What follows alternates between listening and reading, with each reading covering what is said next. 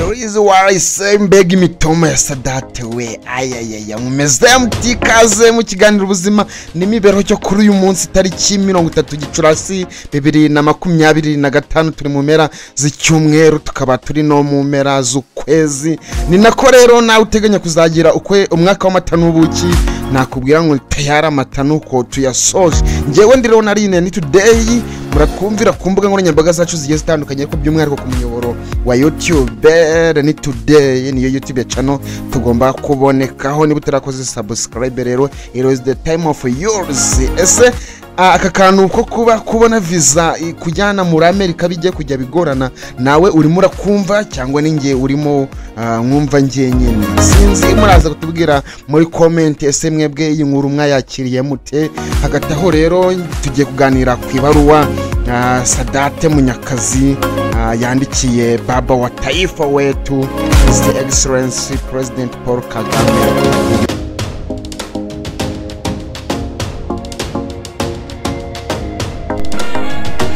Nogacikwe n'amakuru inyigisho n'ibiganiro bya Reni Today. Reni Today. Reni Today. Reni Today. Reni Today updates news.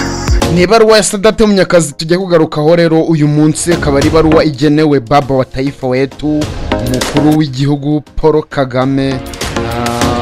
Wese wowe ubundi uheruka guterwa imitoma ryari mumbi imitoma ya Sadate Munyakazi umukire twemera sha mu Rwanda.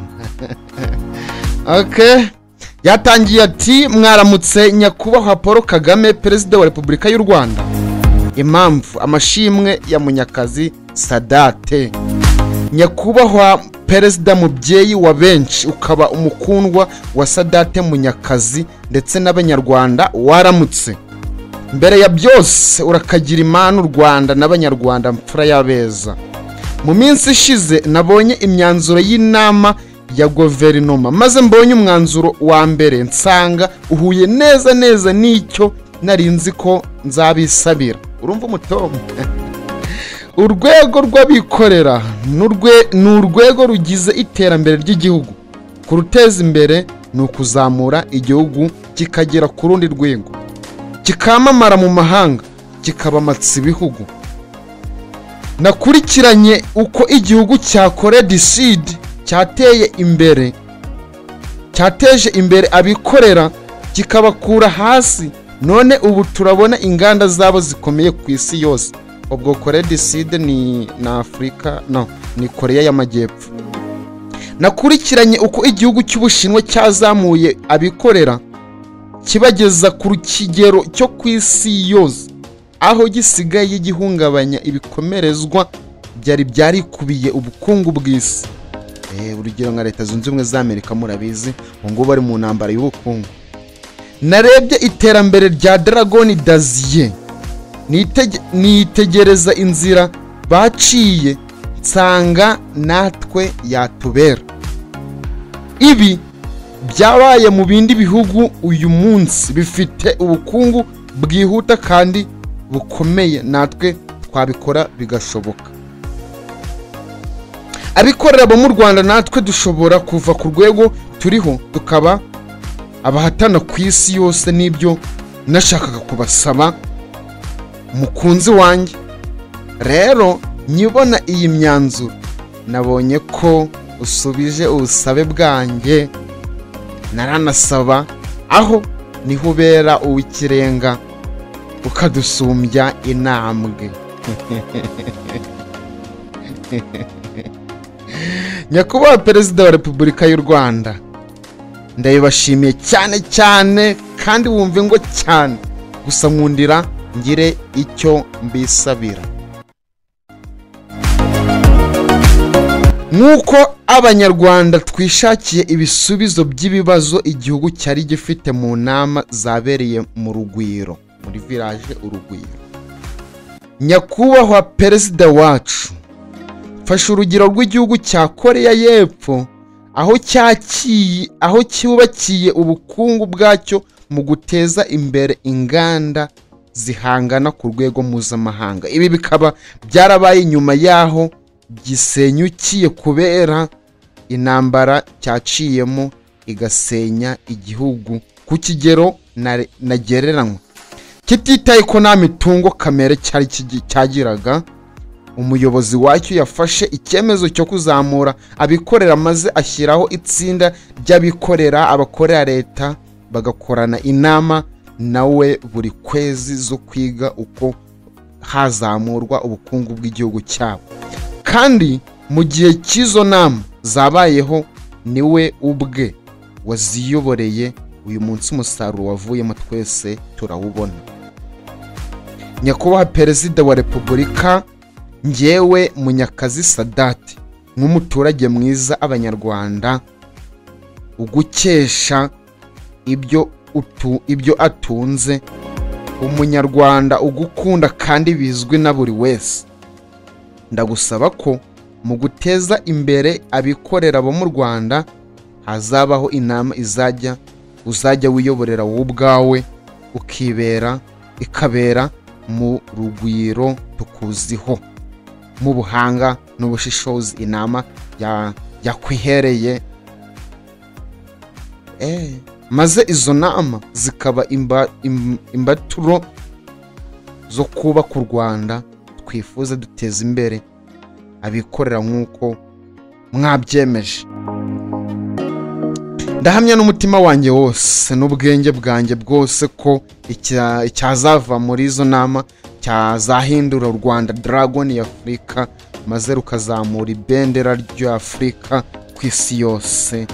Nyakubahwa, muri urugero rw'ibishoboka, uri umuyobozi w'ikirenga, ukaba imana yatwihereye, wowe ugira impanuro yo kumva twe rubanda rwa giseseka, ugaha ibitekerezo byaca agaciro. Ndagushimiye, uri umukundwa wacu, uragahorana u Rwanda n'abanyarwanda bagushagaye. Ni njyewe uwawe Munyakazi Sadat, umwana wirwanyeho ukamuha igihugu n'ubuzima. Murumva iyi mitoma? Munyakazi Sadat, umukire twese twubaha. Bikaba birimo biravugwa ko mu minsi mike ashobora no kuba ari umuyobozi cyangwa ari we owner wa Rayon Sport. Se murabyumva mute? Ni ibaruwa rero bagiye kuri X ku mbuga nkoranyambaga, bagiye batera comment zigiye zitandukanye. Dore nk'uyu witwa Ndayishimiye Pascal ati nukuri nkunda ko Munyakazi kenshi ukora ufata mu mwanya wo gusoma ukareba ko uko abandi bateye imbere n'inzira byaciyemo, ukabushaka ko natwe twabigiraho nk'igihugu kiri mu nzira nziza yo gutera imbere. Undi ati nibyo rwose twigire ku nzira nziza abandi baciyemo. Nawe mbonye ko uri umuhanga kandi udafite ubunebwe, kuko usomye message yose ukayirangiza, wowe urasobanutse. Ni byinshi rero byagiye bivugwa bigiye bitandukanye, ariko hari undi witwa Iradukunda Dieudonné, we yagize ati nyakubahwa Munyakazi Sadat, ubu butumwa nanjye wabongereza ku ntore izirusha intambwe Rudasumbwa wacu. Ariko noneho uyu we yitwa nyine ngo nawe yanditse ibaruwa ngo ashaka kuba yimugereza kwa His Excellency. Yagize ati mbere ni ibaruwa yanditse ku itari 2022 ku itariki 16 z'ukwa 9 2022. Yitwa Iradukunda Dieudonné, aherereye mu ntara y'Iburasirazuba, akarere ka Gatsibo, umurenge wa Nyagihanga, akagari ka Murambi, umudugudu wa Gishikiri. Yashizeho nimero telefone ariko nawe yanditse impamvu ko ari ugushimira. Ati nyakubahwa Perezida wa Repubulika y'u Rwanda, mbere na mbere banje kubasuhuza, amahoro y'Imana abane namwe ibihe byose n'ibyo mukora byose. Mbandikiye rero iyi baruwa mbashimira kubw'imiyoborere yanyu myiza. Umuyobozi, abanyarwanda turabashimira cyane. Natwe abandi twavutse nyuma y'1994 twumvise amateka yabaye muri icyo gihe n'uburyo mwayoboye igihugu. Turabashimira kuba mwaratumye tuvukira mu gihugu cyiza kandi giteye imbere. Mubyeyi nkabambandikiye ibaruwa ngira ngo mbashimire ku bwitange bwanyu mwagize kandi mugikomeje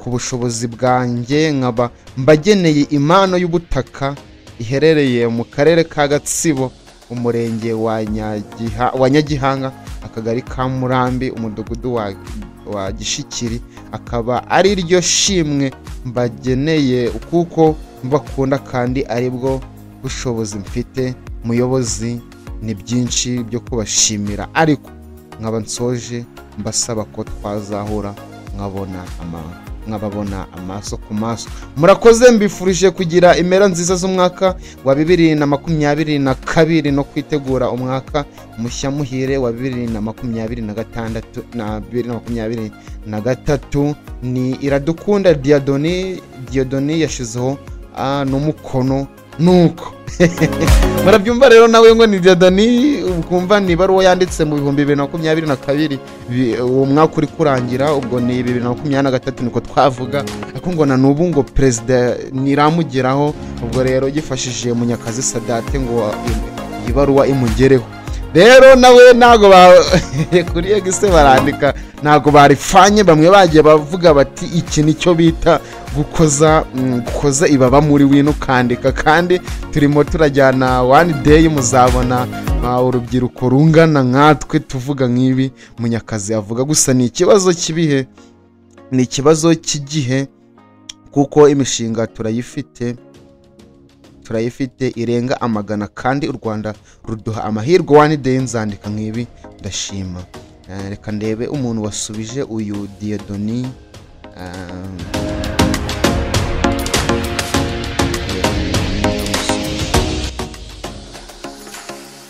Ndebe comment kuri Diodoni.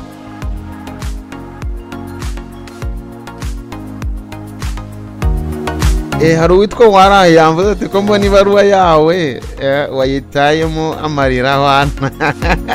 Ariko none undi ati ni inyanja twogamo, aravuga ati ariko bro ko ubutaka bwose bw'igihugu ari ubwa perezida, nkaba na santimetero mfite kuko wampaye igihango ukanuza wakabyarawe kugira ngo umuturage kugirira neza umuturage bingana nko kwitura perezida. Ni urwenya rero rwagiye rutangwa n'abantu benshi bagiye batandukanye, ariko nizere ko mumeze neza. Ni byinshi rero bagiye bagarukaho, ni baruwa ya Munyakazi Sadate twahoze tuganiraho. Mwumvise nyine uburyo ashaka kugira ngo igihugu cyacu nacyo gitembere nk'uko ibindi bihugu bigiye bitandukanye byagiye bitera imbere. Yagiye atanga urugero nka Korea ya ruguru, Korea y'epfo, ni mu myaka 100 buriya bukungu buriya ngo Korea y'epfo yabugeze mu myaka 100 gusa. Kuva kuri reba twebwe ni imyaka 30 aho turi. Korea rero kugira ngo ibimeze kuriya, buriya telefone iwabo ni nk'uko nawe wagura bomba. Ngaya nguko mukomeze mubane natwe ku mbuga nkoranyambaga zacu zigiye zitandukanye, hose twitwa Reni Today, ariko by'umwihariko YouTube channel. Nyabona mukore subscribe turebe ko natwe haraho twagera.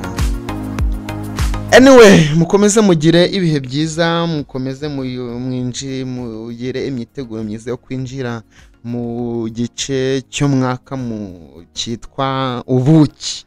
Mukomeze muryoherwe nabwo. Ngewe ndireho nari ibihe byiza, mwakoze kubana nanjye. Mukomeze muduhereze ibitekerezo byanyu bigiye bitandukanye. Reka mvuge ni today is another day.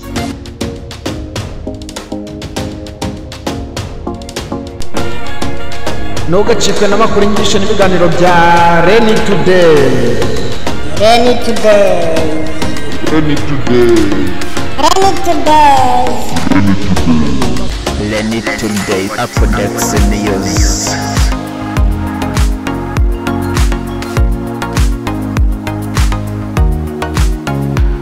Reni Today. Updates news.